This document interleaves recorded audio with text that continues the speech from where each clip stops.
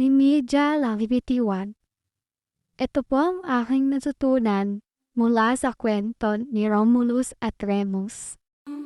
Sila ay anak ng prinsesang si Rhea Silvia at ang kanilang ama ay ang matapang at mapangahas na Diyos ng digmaan na si Marte. Habang sanggol pa lamang, inilagay sila sa isang basket at ipinaanod sa Tiber River ng kanilang amaing hari sa takot na ang kingin ng kanyang kambal ang kanyang trono. Isang babaeng lobo ang nakatagpo sa kanila at pinasuso sila.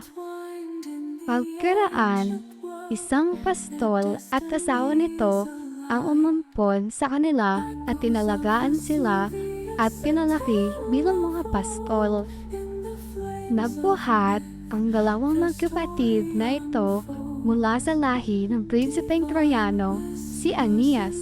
Pagkaraan ng maraming mga pagtatalo, ang kanilang lolo sa ina ay si Numitor, ang karapat-dapat na hari na Alba Longa, isang kapu-apuhan ng prinsipeng Troyano si Aeneas, at ama ni Rhea Silva.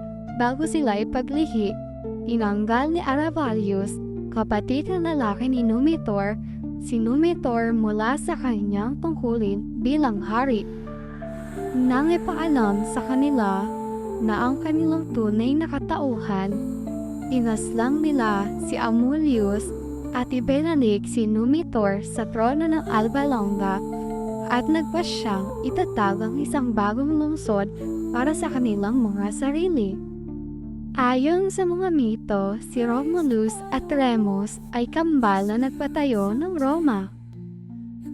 Ninais ni Romulus na magtatag ng isang bagong lungsod sa Burol Palatino, ngunit mas pinipili ni Remus ang Burol Aventino. Nagkasundo silang piliin ang lugar sa pamamagitan ng Auguria kung saan isang paring manghuhula o augur ang magpapasya.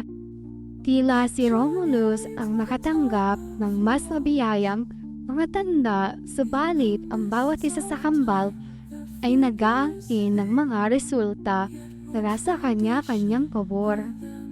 Sa sumunod na mga pagtatalo, napatay ni Romulus si Remus. Pinaimbento ni Ovid kay Romulus ang kapistahan ng Lemuria upang payapain ang nagtatampong multo ni Remus.